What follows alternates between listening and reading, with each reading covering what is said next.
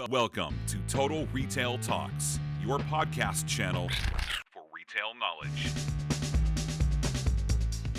Hello and welcome to this episode of Total Retail Talks. I'm Joe Keenan, the editor-in-chief of Total Retail, and I'm pleased to be joined on this episode by Stephanie Urban, who is the vice president of e-commerce and marketing at Vince Camuto. We're here at eTail West in Palm Springs, California, and Stephanie was on a couple panels yesterday here at the show. We have some questions about those sessions as well, just a little bit about the Vince Camuto business. So thanks for joining me, Stephanie. Of course. So to get us started, I'd love for you to kind of give our audience a little bit of an overview of the Vince Camuto brand, as well as your role within the organization. Sure. So I'm the vice president of e-commerce and marketing for the Vince Camuto brand, which is a fashion, lifestyle, and footwear brand, and essentially overseeing all of the vincecamuto.com business and all of our marketing channels from a full funnel standpoint. And how long have you been with the organization? And Sure, I've got your professional background. Yeah. Been with Vince for about 2.5 years at this point, and was able to kind of help build a team and put some best practices in place and drive some great growth for the first couple of years. But we're heading into 2024 with some big goals ahead of us, and excited to be here at eTail. So one of the big goals I know is just an improvement on the digital customer experience and what shoppers are experiencing when they come to Vince Camuto. So you talked about that on a panel here at the show yesterday. Tell us a little bit about what channels you're leveraging to improve Vince Camuto's customers' online shopping experiences. Sure. I would say one of our biggest growth areas has been influencer as a performance marketing channel. Okay. We really took a more strategic approach about 2 years ago, taking a step back and figuring out what the ROI goals are, what the strategy is, and we have this kind of tiered approach where we have our always-on strategy with our top performers. Then we have our mid-tier where we're testing and learning. And then we have micro and up-and-coming influencers always cycling in and out of the program, and sometimes even just from a gifting standpoint. So that's allowed us to really kind of structure our approach and then work on figuring out who it is our customers respond best to. One of the exciting things that came out of that was after a bit of time kind of running that as a performance channel was once we identified which influencers our customer was responding to, we then took that and turned it into a product play. Mm-hmm. So we developed our first ever influencer collaboration last year with Dee Dee Rad from Dress Up Buttercup. And she launched a mini capsule collection of 4 different footwear styles. And we just had a really, really successful campaign and had one of our biggest full price selling days ever. And, it's now a program that we're planning to echo. So thinking about that influencer, just a quick follow-up there. How do you ensure, what are the things that you look like to make sure it's the right fit for what you want for the Vince Camuto brand, the right representation, and also that has some relevance for your audience as well? Exactly. We are looking for brand fit, first of all, just making sure that we feel like they exemplify our values and also reflect our brand and also the fashion element of that. And then beyond that, as we look at the numbers, it's who's actually converting, who's bringing in new customers versus returning customers, and then identifying really are there specific product categories or things that each of the influencers can kind of focus on to help continue to grow. And specific product too, so that ladders up. So it's kind of that performance play too, so finding the right products for the right influencer as well. Exactly. Tell us a little bit about, you've talked about some of the information that you're already collecting, and some of that, such a big part of the online experience is getting to know and understand the shopper and then serving up those relevant experiences. Tell us about the information you're using to influence the future online shopping experiences with the Vince Camuto brand. Yes, I think we have a number of different areas where we're getting feedback from our customer in real time. So we have our customer survey post-purchase that we're making sure that we're understanding what her pain points are, what they're loving about the site, and really amplifying those. as well as what she's saying in ratings and reviews to help then impact products. And then also making sure that we consider customer service an extension of our marketing team. So we have a really direct dialogue with that team ongoingly and make sure that we have kind of escalation and communication processes around each of those 3 customer feedback areas so that we can actually impact change. So obviously a lot of these things are baseline foundational elements of running e-commerce, but it's figuring out how do you actually take that information and then action upon it. So if there's a product issue, what is the process for escalating that and then moving to resolution and actually impacting future facing products? Or if the customer is having a specific issue on site, making sure the customer service team is well versed in escalating that appropriately to get it resolved then from an IT standpoint. So sounds very basic, but you don't want to be ignoring all these cues that your customers are giving you. Yeah, and I wouldn't say it certainly doesn't sound basic in terms of the number of collaborators. Yes. across the organization, from customer service to your team, marketing, merchants. I would have product teams as well. So tell us a little bit about, in an ideal state, what that best-in-class customer experience looks like for the Camuto Group. I think just trying to cut down any barriers that she has along each point of her shopping. And I think it actually starts first with the right digital-focused content. So that was also a 2-year project to work through the process of how we create a digital marketing calendar that is digital first and create the types of assets that are necessary to show up in the right way to the right customer in those key channels, because you don't want to be, everything needs to be cohesive, but you don't want to be echoing the exact same message in every single place that she shows up, because your loyal customers are following you in different areas, but your new and incoming customers haven't heard from you before, so how are you showing up for them differently? So digital content strategy kind of being at the core of everything that we do, to either drive her in or get her excited to come back. And then beyond that, it's once she's on the site, really understanding how we can guide her shopping experience towards what it is that she's looking for and help her find that more easily. So whether that's the digital assortment strategy and making sure that we're responding to what the customer likes, and obviously we also have some tools in place that help optimize the product that we're showing. But we've had some really great experience building out kind of more guided selling pages. Like, for instance, we're about to launch our Mother's Day gift guide. Gift guide and holiday is still really key for us, but we've evolved those over time so they're much more shoppable and less old school landing page oriented.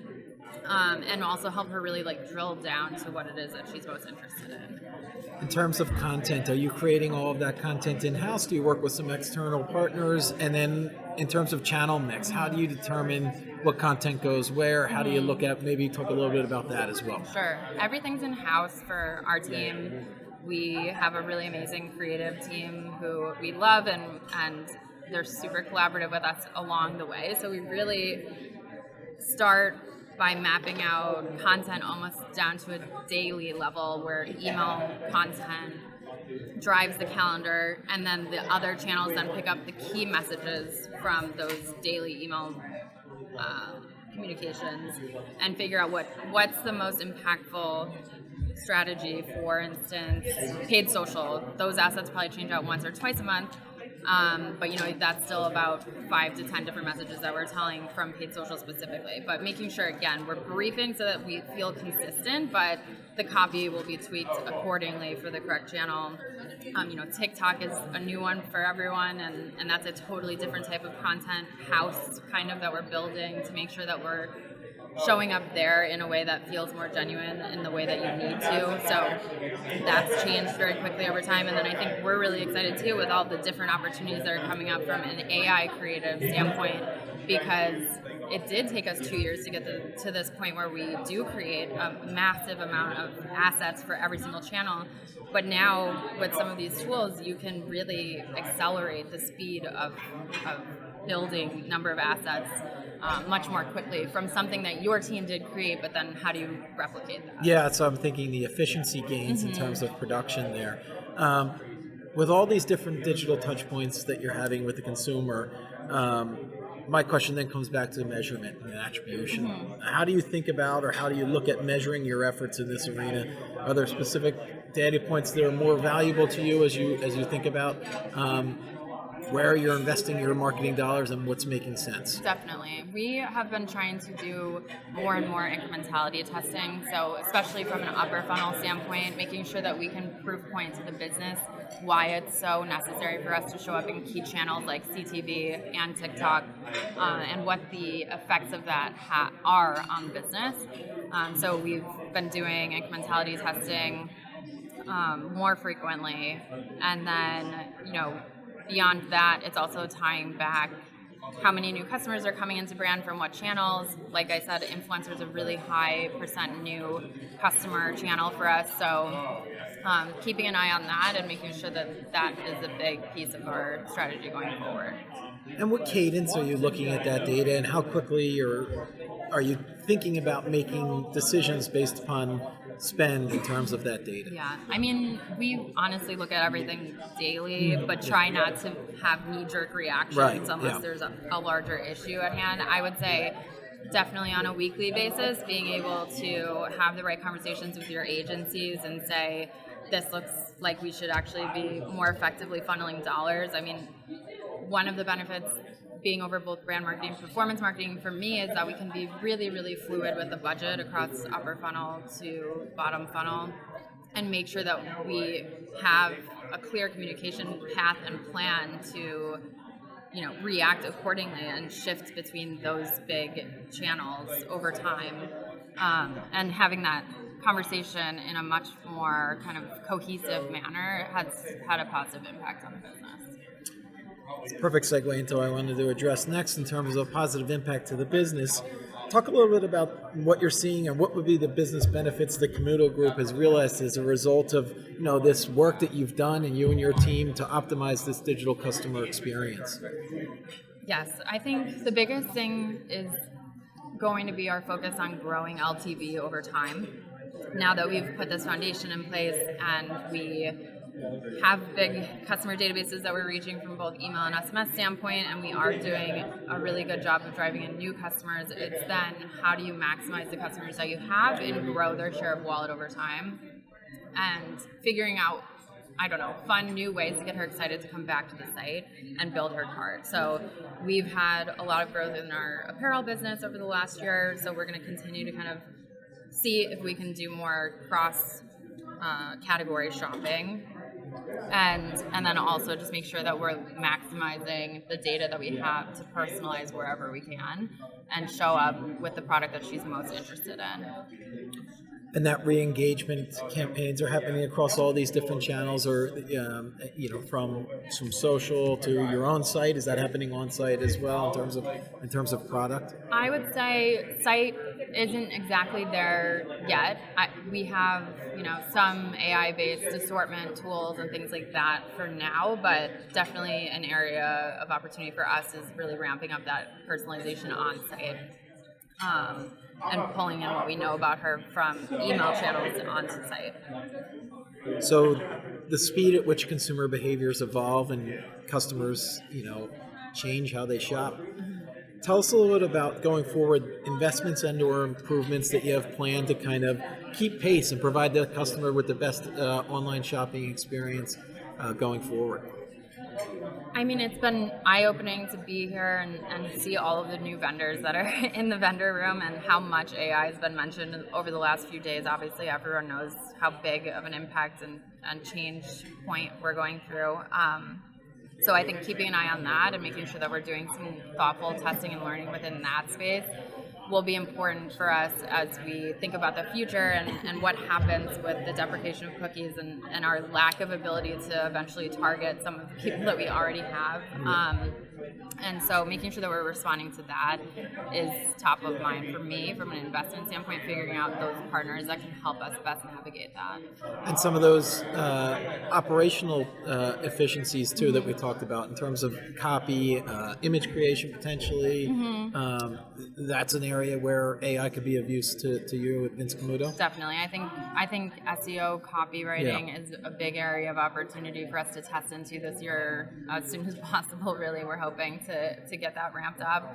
And I would say there's also another vendor here who kind of does site performance monitoring and then aggregates those pain points on your site and sorts them by revenue opportunity based on their learnings that they have across the site, and being able to monitor where people are rage clicking or dropping off from a conversion standpoint, and being able to really identify down to the level of the line of code that's causing the problem for the customer, and sorting that and then being able to pass that to the dev team. So that's super exciting technology that, that just speaks to how many different new things are kind of coming down the pipe. Yeah, trying to eliminate that friction and impact them positively on conversion. Well, you have a lot of opportunities ahead of you, some fun and exciting things coming from Vince Camuto. I want to take the opportunity to thank Stephanie Urban, the Vice President of E-commerce and Marketing at Vince Camuto, for joining me. Thank you, Stephanie. Thanks for listening. For more information on this podcast, please check out our podcast channel page at mytotalretail.com/podcasts for show notes. Total Retail Talks is available on Apple Podcasts, Google Podcasts, Stitcher, and Spotify. Make sure to subscribe on our podcast channel page as well. If you've enjoyed this episode, please take a few moments to rate and review this podcast. Thanks, and until next time, this has been Total Retail Talk.